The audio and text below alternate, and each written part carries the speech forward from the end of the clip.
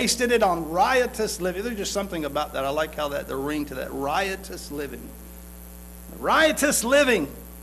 That seems to be the call of the day, does it not? Living a riotous lifestyle. Notice that Scripture says that he had went into a far country. Did you ever catch that? He goes into this far country. Why do you think he went into the far country? Why do you think that? Well, I believe there's a couple of reasons. He did it in order to get away from his father. Yes, understand, church, this father in the story, he's a good and godly man. He's a morally right man. He's a good man. And this boy thinks, this prodigal thinks, I have to get away. I'm being choked to death. Goes into the far country to get away from his father. He thought that he just had to get away from his father's morality and standards of living. Oh, church, understand, you can't get away from those things. You can try, but you can't get away from those things. He thought so many of his problems would be settled by getting away, becoming his own person. You ever heard people say that? Oh, I need to become my own person. I need to find myself. No. Sadly, they pursue that. They pursue that. Of course, there's another. Jesus once said, and I don't remember where it's at, but it's in the gospel. What shall a man profit if he gains the whole world but yet loses his own soul?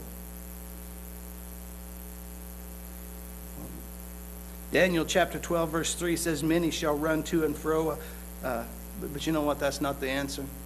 You can run to and fro. You can go anywhere you want, but that's not the answer. Running away isn't the answer. Running from God certainly isn't the answer.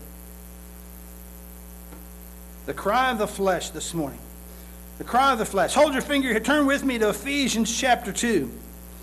Ephesians chapter 2. The Apostle Paul's letter to the church of Ephesus. You go right past, see, we're in Luke. Go to John. You got Acts, Romans, 1st and 2nd Corinthians, Galatians, Ephesians. Ephesians chapter 2. A few verses here I want to read. Ephesians chapter 2. Look at verse 3.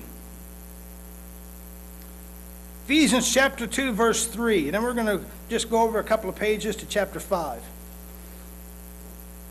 Ephesians chapter 2, verse 3. Among whom also we all once conducted ourselves in the lusts of our flesh, fulfilling the desires of the flesh and of the mind, and were by nature children of wrath, just as the others. You see what Paul says there?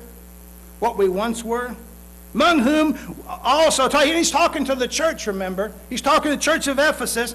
Among whom also we all once conducted ourselves in the lusts of the flesh, fulfilling desires of the flesh and of the mind, and were by nature children of wrath, just as the others. Now, go over to chapter 5. Chapter 5, verse 1. Chapter 5, verse 1.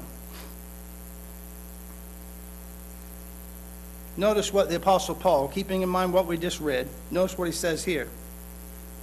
Verse 1, therefore, chapter 5, therefore be imitators of God as dear children, and walk in love as Christ also hath loved us, and given himself for us an offering and a sacrifice to God for a sweet-smelling aroma. But fornication, all uncleanness, or covetousness, let it not even be named among you,